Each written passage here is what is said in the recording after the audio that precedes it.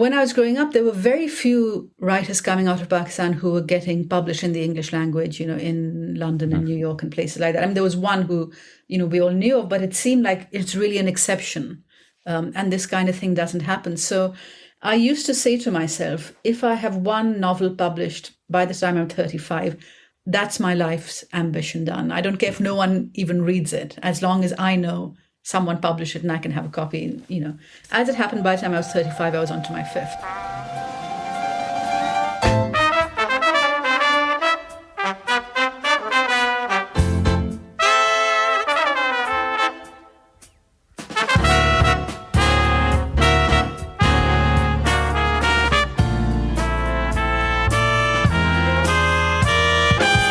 Dave Bolger here, and welcome to Had I Known, conversations with interesting members of the Hamilton College community. This week's guest is Kamila Shamsie, class of 1994. Hi. It's been a while. I'm back. Bit of a hiatus, I admit. We're back to new episodes, and I'm excited to be back doing this. Took a little break, and the break got longer and longer and longer. Vacation, work, you know how it goes. But I'm back, recharged. Good to be talking to you again. Thanks to all of you who kept listening during this brief hiatus. Looking at the numbers, as I like to do, y'all still listening. I'm impressed, and I appreciate it. And yes, I did say y'all. Part of the hiatus was a family vacation to Texas. And I'm trying it out. What do you think? Does it work? Does saying y'all work for me? Probably not. The trip to Texas included a visit to the Johnson Space Center in Houston. And holy cow. It was supposed to be a visit to make my 7-year-old son happy, who loves all things astronauts and space. But I think it made me happy. Not only to see the history of space travel and the rockets and going in a space shuttle and all that stuff, which was incredibly cool, of course, but it was learning about all the things that are coming. Holy cow. We get to watch what could be the first woman to walk on the moon practice walking on the moon. We were in the astronaut training facility and saw a woman practicing walking on the moon. That's going to happen in a few short years. And then all the stuff about what they're doing to go to Mars, it's incredible.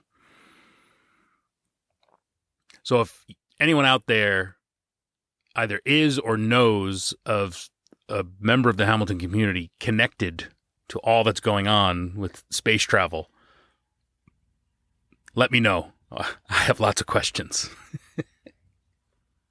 Also, while in Texas, visited a fantastic bookstore in Austin, where it ended up being a tour of a who's who of Hamilton writers.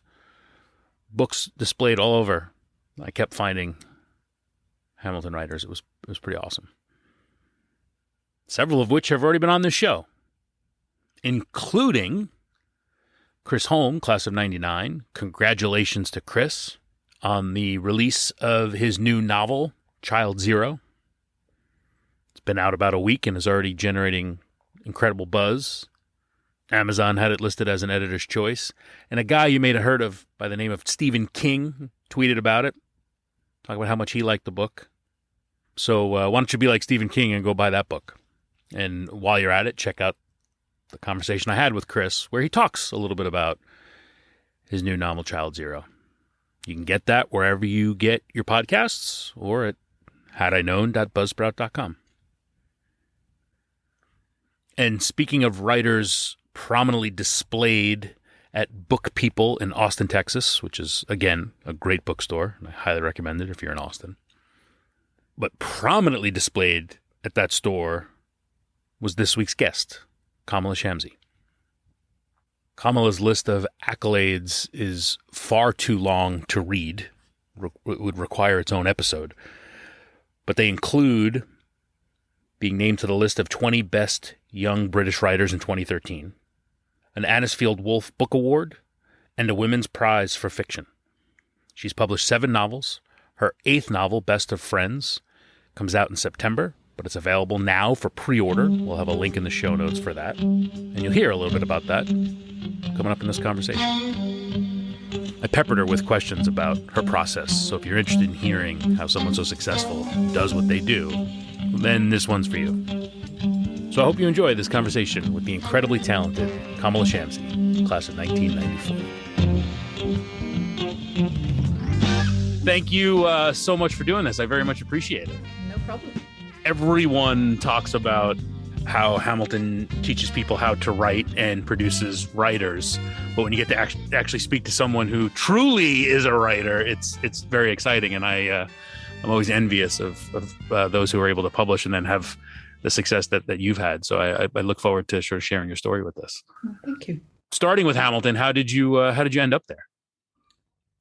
So I went to school in Pakistan, in Karachi, and it was a school which, had a lot of students would end up going to universities in America, and so sort of the college counselors had a list of places that were known to be sort of open and welcome, to people from Pakistan and were good with financial aid.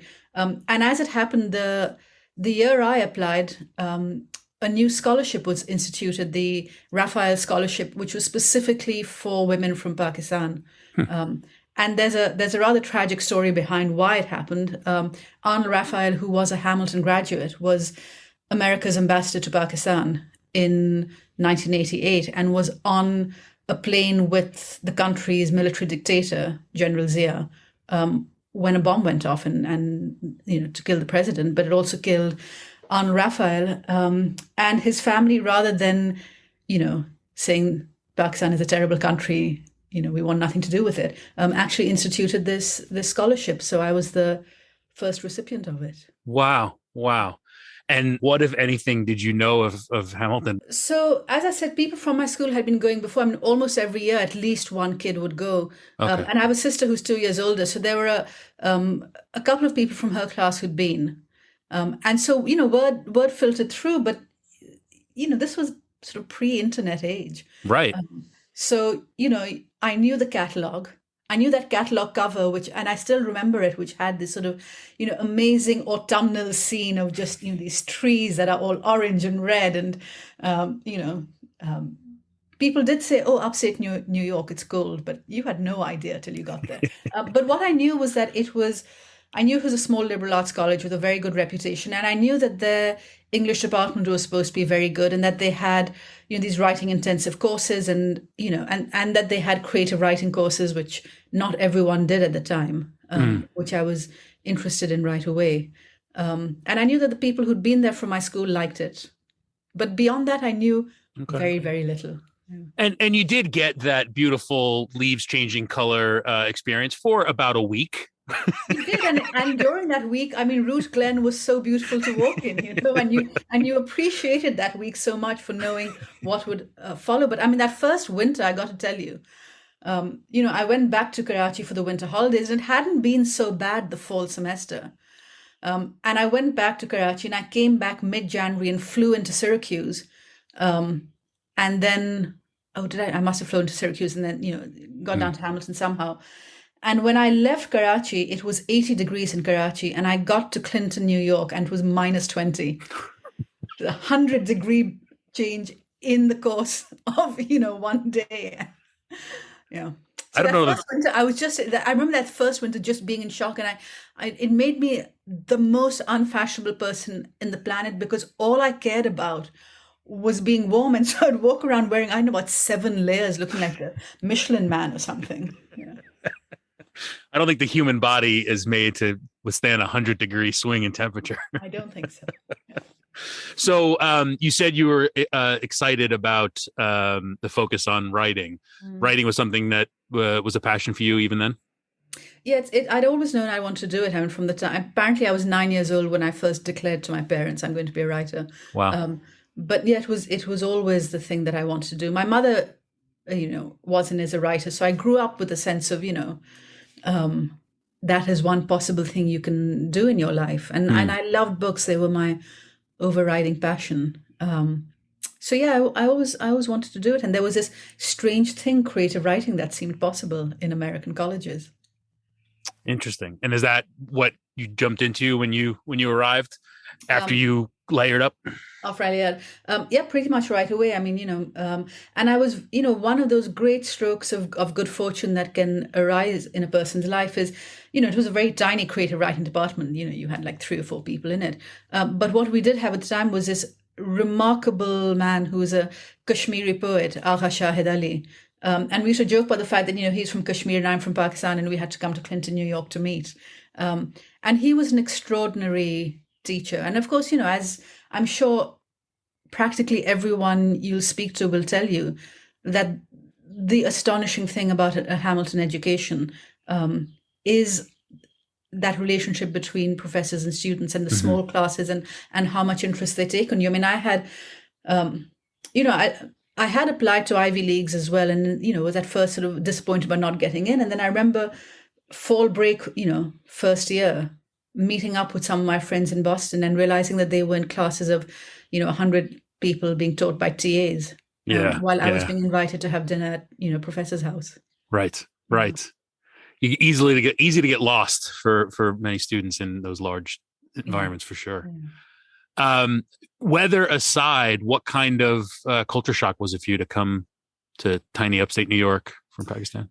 I mean, it was a funny mix. As I said, my sister had been she went to Allegheny College in Pennsylvania, so she had that small liberal arts experience, and a lot of my friends had. So I was quite accustomed to hearing about, what liberal arts college life was like, and in a way, I suppose I thought I was so prepared for it. I didn't think there'd be any culture shock. I wasn't prepared for the food.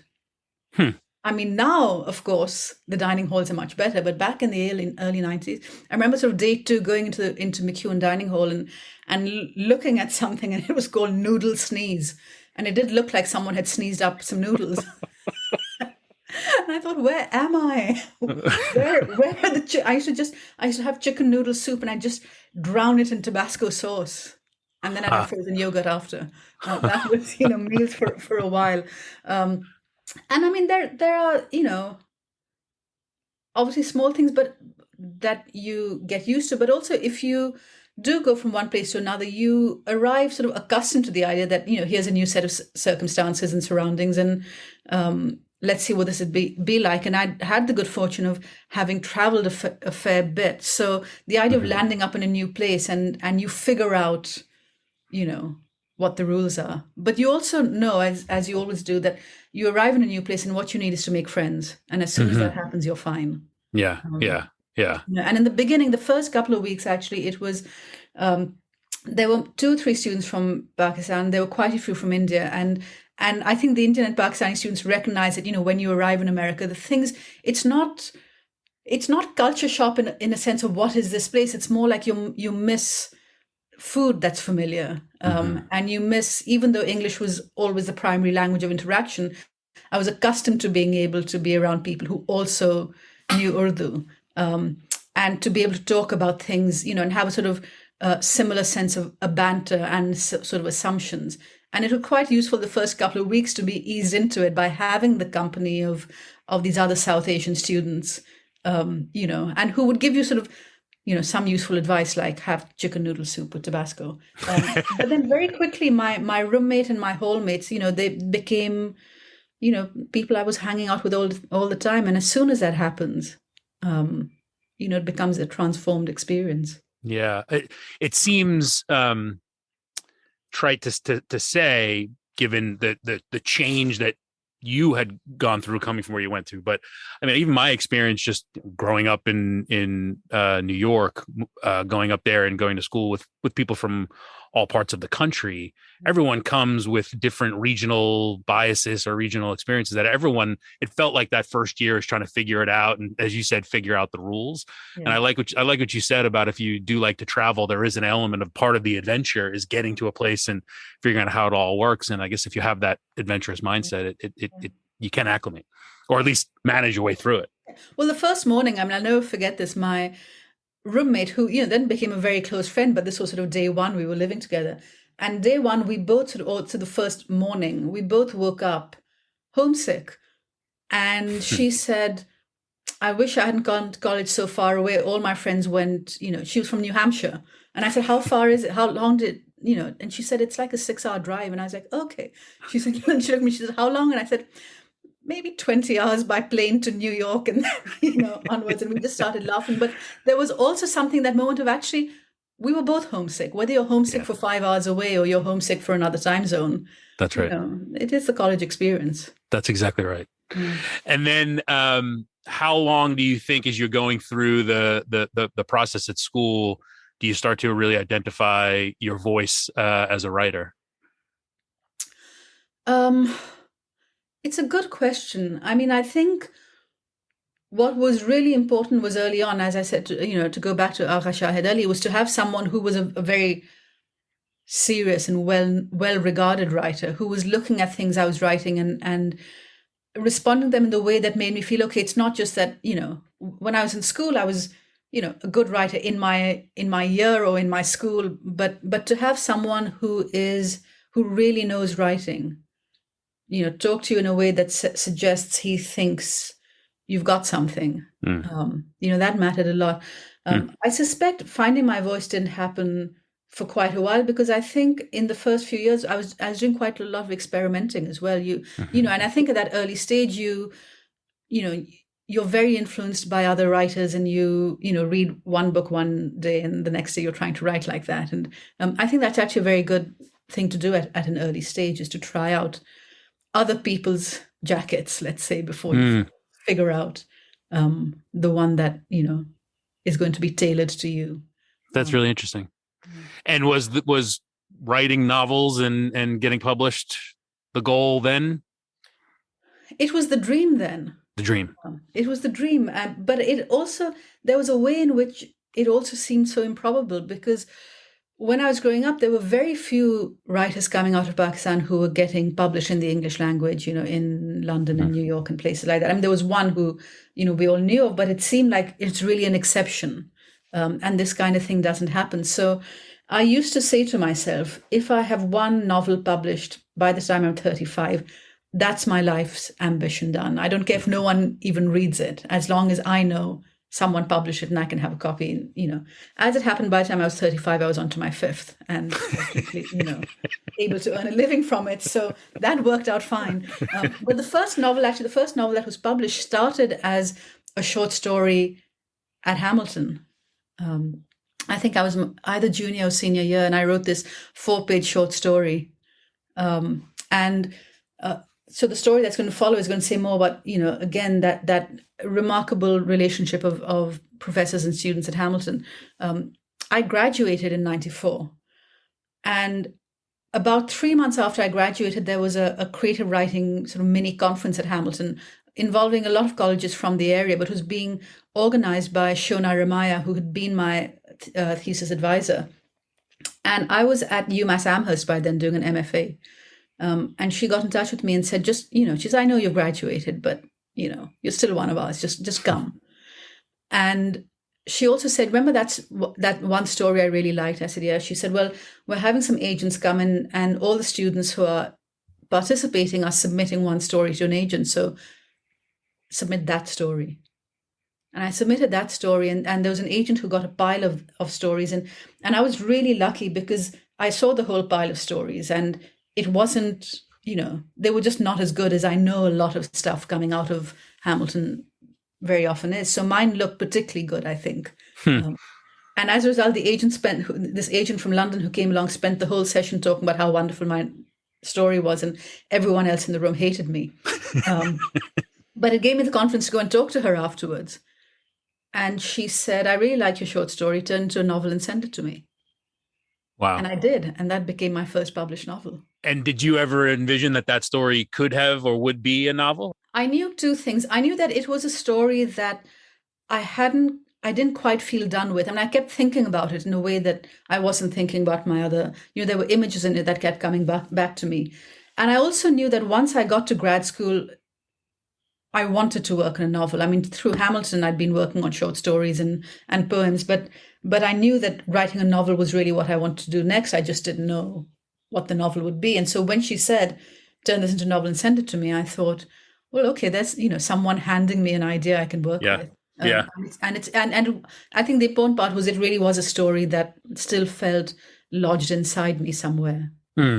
So there are elements of it that you knew you could expand upon and explore as part of it. I knew that the short story was sort of like an introduction to a character and a world, and you could take it in all kinds of directions. Got it. So when you get that offer or that challenge, so to speak, is there any moment of, oh my God, I have to sit down and actually do this? Well, I think one of the benefits of being 21 is that, you sort of think you can do anything, right? And so I just thought, oh, good, I'd been looking for a novel to work on. Let's do it. And I think mostly I felt excited because as soon as she said turn this into a novel, I got, I had that feeling.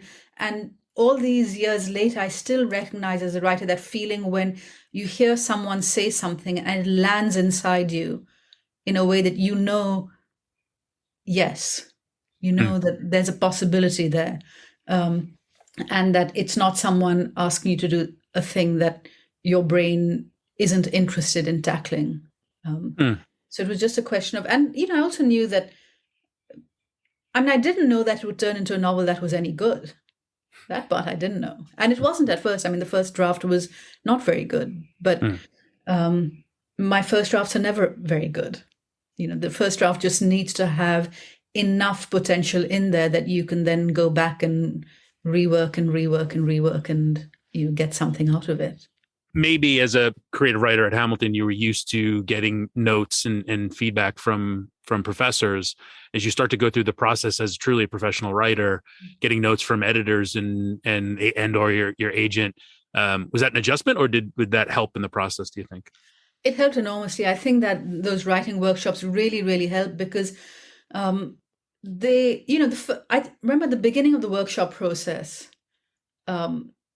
It was so easy to fall into one of two categories. One where, you either think that everyone who's saying nice things is wrong and everyone who's criticizing you is right, or you think everyone who's saying nice things is right and everyone criticizing you is wrong. And the longer you're in those workshops, I think you become much better at listening to criticism. And you also realize that someone who is saying, has said really smart things about the last thing you wrote might not be reading it so well this time. And that you really have to evaluate each statement on its merit. And I think the other thing that was so significant is you learn not to take it personally. You're sitting in a room with your peers. Some of them are your friends. Some of them are people maybe you're kind of irritated by. And they're going to sit right in front of you and tell you what they think of your work, including if the workshop is any good. Things they don't get, things they don't like, jokes that are falling flat. And you have to just sort of sit there and learn to take that in. Because you're also, of course, going to turn around and be workshopping the next person sitting next to you. And, you have to be honest and you're not always going to be able to praise them. So I think it was a very useful process for getting me to learn how to listen to criticism and then how to pass it for what is useful and what isn't. Well, that was going to be my next question is that in and of itself is a skill, is how to filter out those that are just someone who's grumpy and, or doesn't like something that you inherently know is good or may just not have a particularly good feedback to give. You have to weed through that, right? You can't possibly take all the feedback. No, you have to weed through. And of course, in the beginning, what you're really doing is largely ignoring everyone in the class and just listening to the professor. And you do start off with that. But then I think what a good teacher knows how to do is actually to give a lot of space in a room for everyone and to come in and agree with someone and say, oh, that's a really smart point. And sometimes say, oh, I hadn't thought of that, but so-and-so is right. Which sort of nudges you towards listening. But yes, then you have to come back and, rewrite it in some cases. And you look at all the comments and you'll see a lot of contradictory comments. And that's where you realize, well, I have to be the judge. Right. And also, what you wanted to do in the piece, which no one else does. And so you have to work with that and you have to trust your instincts. And there are times people will make suggestions which may be perfectly valid suggestions, but they're not what you're interested in doing with that story. So you know that as well. But all this, it takes a long time. I think I'm now at the point where I'm quite good at listening to different comments and just sort of, as I'm listening to them, just nodding. And the thing I learned quite early on is to particularly pay attention to a criticism that makes you angry. Because there are two possible reasons for why you're angry. And one is because you think the person who said this, your reader, has just failed to pay attention to your work and they've missed something really obvious, which often is the case. Mm-hmm. That's one reason for being angry. But the other reason for being angry is they've said something and you realize they're right. And the fact that they're right means you're going to have to do a lot of work to fix the problem. And you don't you had hoped, and often it's a thing, as you were writing, you thought maybe there's a problem here, but maybe I can get away with it. Maybe I can pull this off. And then the smart reader comes along and says, no, I see through you. There's a problem there. And you need to restructure the whole damn thing to fix it. And that can make you angry. But it's useful, I think, to sit and pay attention to the quality of your own responses. And not to say very much in that moment. And that was the other nice thing about workshops is you weren't being asked to respond to people's criticisms. It's you're sitting there to listen and take it in. And it's something I still do in editorial meetings largely, as I listen and sit and nod and then go away and, in a more reflective kind of way, think through my responses to what I've heard. Interesting. And then what about, excuse me, and then what about on the back end, once you've published something and it's out, and then there's a whole industry around reviewing that and offering literary criticism, or sometimes, some dope on Amazon just who gives their own review. How much of that do you hear, do you see, do you factor into whatever you're going to publish next? I see most of it, one of the surprises for me when I was first published was I had expected the reviews to matter much more. I thought that a good review would really have me, dancing on a cloud for a day, and a bad review would devastate me. And neither of those things. I mean, it's lovely to get a nice review. It's obviously not so great to get a bad review, but I sort of read them and say, okay. And I expect if I ever had a book which was just being universally panned, you're getting bad reviews across the board, then but fortunately that hasn't happened yet, 7 novels in. But if usually you'll get a mix of them, and you'll get a mix of them. And but again, there are times where you read reviews that are full of praise and you think, yeah, I don't think you really got the book.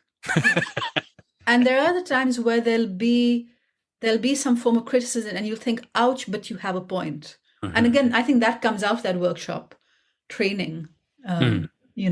Obviously you would rather have the criticism come, in an enclosed private classroom than on the pages of some newspaper that everyone's going to read. But I think also the thing is, by the time a book comes out, you kind of know what you think about it, and you're aware of its failings. And you also know that there are very different readers out there, and some will come and love the best parts of your book, and that'll be the main thing for them. And others will hate the worst parts of it, and that'll be the main thing for them. I mean, reading is such an odd thing. Do you have the reader in mind as you're writing? I mean, I know it's a very personal expression, but I mean, there's a business side to this, and you want to be able to sell books and continue to do it as a living. So do you think about, is this going to play with a certain reader? No, because who are my certain readers? The novels have been translated into over 30 languages. Right. So it means, there are a lot of people reading a version of a book that I haven't even written. And when I'm writing the English language version, I have a fairly big readership in India, in Pakistan, in the UK, in the US, in Australia and New Zealand. So I'd have to be crazy to try and, market it to cater to all of them. Sure. Yeah. Right. So the way I do it, because I think it's not so much that I have a reader in mind, but I don't ever assume a reader who knows less than I do.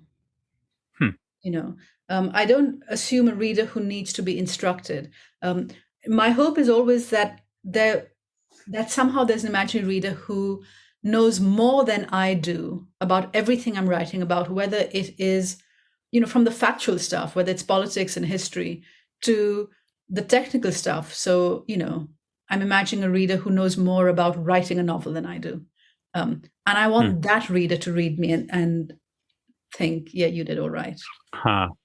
So you're kind of, I think above all, what I want is to avoid a kind of explaining mode or a teaching mode or I'm here to impart advice. But really, I go into novels, and I think there are writers out there who think that I'm not saying this as a criticism, because I think there are times where you may be in a certain position where you think, actually, there's a readership out there who doesn't understand something that I understand, and I want to get a point across to them. But my entry into writing a novel is always, there's something I'm curious about. And writing a novel is the best way I know to follow that curiosity and to deepen my understanding of something, and to complicate it, and to see what something looks in its most complex and great form. So I suppose what I'm saying in some ways is I am my reader, but not in a solipsistic self of I'm writing for myself, because there's no point in that. There's immense pressure you put on yourself to continue to deliver the best. There has to be. Yeah. We all know those writers who were really exciting writers, and then they started ghosting. A certain thing they knew how to do well, and they kept doing different versions of it. And I have a terror of being that writer. So one of the questions I was going to ask you is your continued success and how it builds upon itself, whether or not that puts pressure. But it sounds like it does put pressure, but only to drive you to be even more successful. It puts. There are different kinds of pressure. When I started publishing, no one had any expectations. I had very low advances. There was no sense of, this is how your last book did. And, so it was just, you write a book and you send it out in the world. And now there is a bigger machinery involved behind it. And you're aware of that. There's no way of not being aware of it. And that, there are marketing departments with their marketing budgets, and there are publicity people getting you into, doing this, that, and the other. And there are hopes and expectations that you're told about. And you know all that. And you also know that I know what it feels like to have written a book that does really well in the world. And that's a nice feeling, Right. And so you don't want to go back to writing the book, which, gets a few reviews here and there, and, a handful of people read and tell you about. Sure. So in that sense, yes, of course, there is that pressure. But when I actually sit down to write the book, that there's something that is unchanged about that from the time of the first novel. It's now you're entering this very quiet internal space. You're blocking out the world. And you're sort of saying, right, where am I? Who's here? What's interesting? And how long in a development process do you take to get to that point where you sit down and actually write? Is there a theme in mind, an area you want to explore? You said before somebody says something, and as a writer that can stick with you. Is there a turn of a phrase or something that you think you want to start to build off of? And do you spend time with that before you actually sit down to start to put word to paper? How does that process work for you? So the process works that I finish a novel and then my brain just feels empty. Like I can't do this again for a while. And so then for a while I might be doing sort of bits of nonfiction or short stories and other things, but I'm not thinking about a novel because, I'm sort of depleted by the last one. And then quite possibly just as I'm ready to think about it, the last novel gets published, and then you're on doing publicity stuff for a while, and, there's no space for anything else. And then there comes a moment again where, it's almost like I feel like the space in my brain opens up. And I think I really miss writing now. I want to be doing it again. And this sort of radar goes up and I'm looking around but what do I want to write? Some writers seem to know the next 5 things they're going to do. I never do.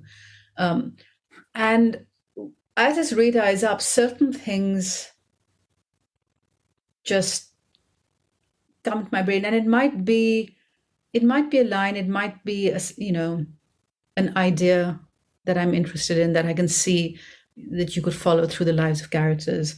It might be an image.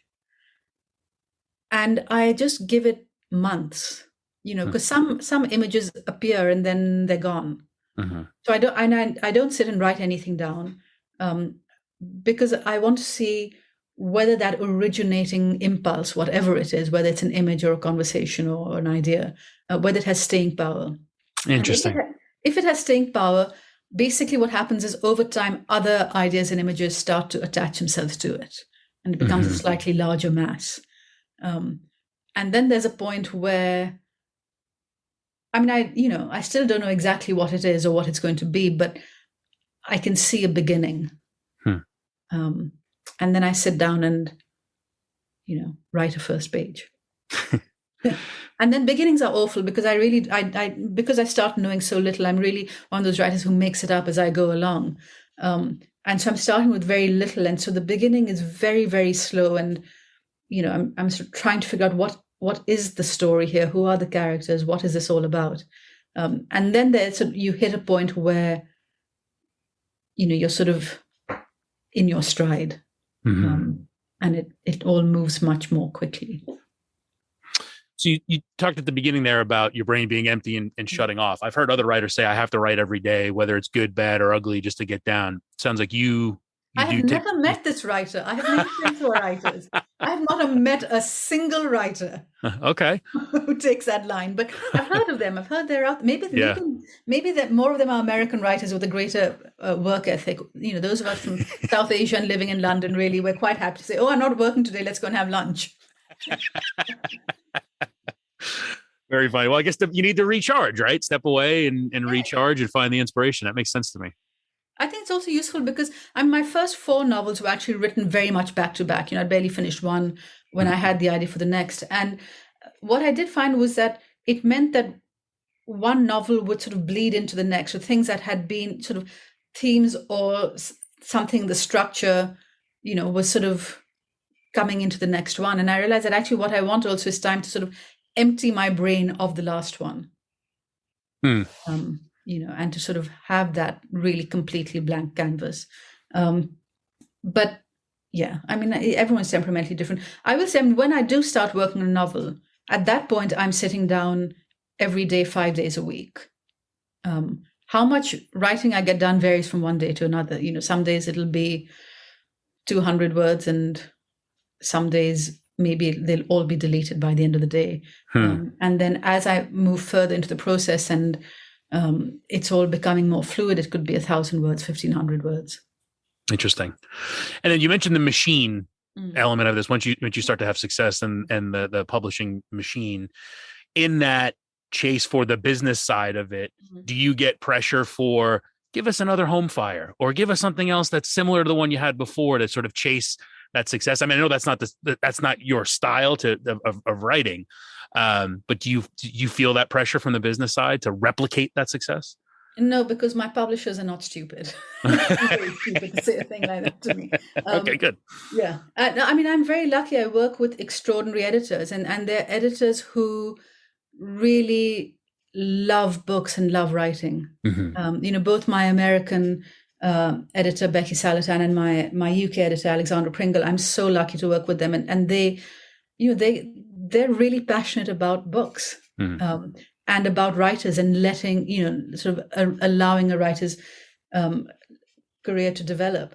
And they're the only 2 people who will see early drafts. But the other thing is, I don't sit down with my editors and talk about what I'm writing until I've written it. They sort of, once I've written a draft, then they'll get a version of it. But I don't have those. And I think there are, I know there are writers who will sit down with an editor and say, so what do you think I should work on next, kind of thing. But I don't know what I'm interested in exploring next. And, I have to sort of go away to a quiet place and work that out. And is your ability to do that and to not have to talk about it until it's written, is that a product of your success, that there's that level of trust? Is that just those publishers and editors are that good and sort of good to writers? Or how does that, where do you get that ability from? So I've always had it. So Alexandra Pringle, who's my UK editor, has been my editor all along, and in fact was first my agent. So was that agent I met while at Hamilton. Oh, wow. And she's now retiring, and it's, at the end of this year, and it'll have been 28 years since I met her in Clinton. Wow. And again, I think I have been lucky with her, but also the other thing is I don't pre-sell my books, which means my books are not under contract. So it's not that anyone is sitting down saying, okay, you're contracted to us to write the next book. What's it going to be? I write a book and then it gets sold. So it's sort of, you are under no obligation and I'm under no obligation. But having said that, it's slightly disingenuous for me to say it, because certainly in the UK, I've been with the same publishers for over 20 years. So the working assumption is always that, yes, we will end up doing the next thing together. So I think it does help to not have the contract in place, to not be, contractually obliged to anyone else. But more than that, I do think it, and I've been doing this all along from the very beginning when I didn't have big successes. Maybe in the early days where, people aren't investing very much money in you, it matters less. So you can go away and do what you want. And then at a later stage, perhaps you have enough clout that, but I think ultimately it does come down to the editors themselves and the publishing houses perhaps having faith that, they need to leave you to your own devices. Yeah. Largely. So you're 7 in. How many more do you think you have left? Well, 8th one coming out in September. Okay, there you go. How many more? I don't know. Fortunately, I've slowed down. I mean, in the beginning, I was doing one every 2 years, which is sort of impossible. Now they're sort of one every 4 or 5 years. So, I don't know. I mean, this is what I do. So how many more I have in me is probably related to how many years I have in me. Okay. How many more people want to read? So a lot more. Well, that's the question. How many more people want to keep reading? So we have to see about that. Yeah. Okay. So as you mentioned before, the process of you finish brain, you empty your brain and step away. You said one coming out in September. So is that where you are now? You're a bit of a break while you're able to talk to me now, and instead of having to write? Yeah, my brain is total mush these days. I have 2 lectures and a short story I'm supposed to be writing by June, and every day I say to myself, I must start thinking about it. But my brain is sort of, being useless. But I do like this space of time because you do get to recharge a little, and you get to do things like read the books you'd been planning to read, and maybe do events with other authors and talk to them about their books and stuff like that.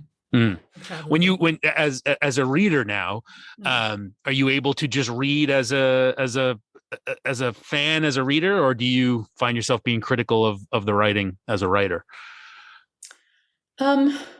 Both simultaneously. I mean, there will be times where you read a book and then you get to the end and then you ask with that rightly bit of your brain, wait, how did this writer achieve this effect? When did that happen? But I don't think I think the fact that I write means that I really appreciate, good writing more. And it also, I think, means that when writing has problems, you just think, well, it's hard to write novels. So yeah, this is a bumpy patch in a novel, but okay, what is the best of the novel? Oh, that's interesting. Yeah. Having the appreciation of the craft allows you to be a little bit more forgiving. That's really interesting. I like that. So what can you tell us about this forthcoming novel? So it's a novel of childhood friendships, which is a relationship I'm really interested in. I mean, when I came to Hamilton, I had been at the same school in Karachi from the age of 4 to the age of 18. So I had all these friends who, we were already sort of in year 15 of a friendship by the time we were undergrads. And suddenly we went off to different parts of the world and then became different people and had, you stop having the same life as each other. You had these vastly different experiences. In many cases, we were in different countries. And most of us are still friends. And I've always been really interested in that relationship. So it's 2 girls who we first meet in 1988 in Karachi, which is it's a significant year because it is the year where, Pakistan military dictator and Ambassador Raphael were killed. And by the end of that year, you had elections, and a 35-year-old woman, Benazir Bhutto, was voted into power. And to be a teenager at that, at that moment just felt like the most thrilling thing, and everything is possible in the world. And at the same time, as you're aware of this larger political story, you're also, a teenager, and you're interested in music and friendship and the boy you have a crush on, kind of thing. And so I wanted to sort of recapture that in the first half. And also the dangers of being a young woman who is sort of being seen as a sexual creature for the first time by the men around her, and and what it's like to be two girls in a friendship where you're at different stages in terms of that, in terms of your sexuality and how you're being viewed and how you're viewing your own body and other bodies. And then I jump ahead 30 years. So we meet them now. They're women in their mid-40s in London, and they're both now quite powerful women, but in very different ways. And they're the two women, if they met for the first time, they would probably despise each other. But because they've been friends forever, they love each other very deeply. But there are these deep differences, and it was sort of me putting different kinds of external pressures on that friendship and seeing what can it survive. And at what point do you say, even though I've loved you my whole life and you're a loyal friend to me, there's something about the person you've become that I can't accept anymore. Do you hit that point or don't you? That's really interesting. That's really interesting. As someone who's of that age now, thinking, I often think about that, about some of my own friendships. That's really interesting. Wow, I look forward to reading that one for sure. Yeah, thank you. So as you think back to your first arrival in Clinton from Pakistan, and really across and how successful you've been since then, think back to those days. Is there anything you wish you had known? I'm a great believer in not knowing stuff. Sure, I could look back and, think, oh, well, I was an idiot when I did this or said that, or maybe I should have taken different courses or learned a language, or, that kind of stuff. Sure. But I also think that there's a lot to be said for not knowing anything and just guessing blindly and doing what seems right, and then, making the right or wrong decisions. But everything in my life now, if I had made some different decisions, may have gone, in some very different directions. So, no, maybe I would have liked to have known that you should get really good winter boots. That would have been, I think, a useful thing to know early on. Many people talk about the coat. Not a lot of people talk about the boots. The footwear is important. The footwear is absolutely crucial. It is. Well, especially in the spring when the melt happens, when it's all muddy.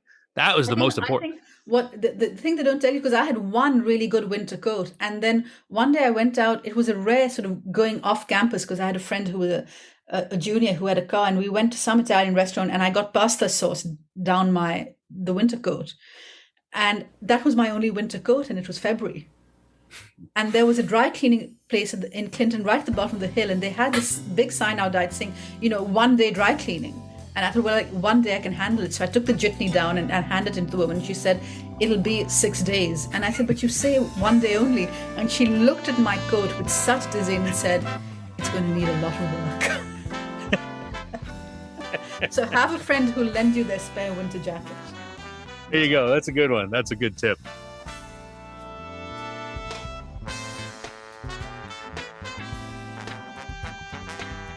All right, that's Kamila Shamsie, class of 1994.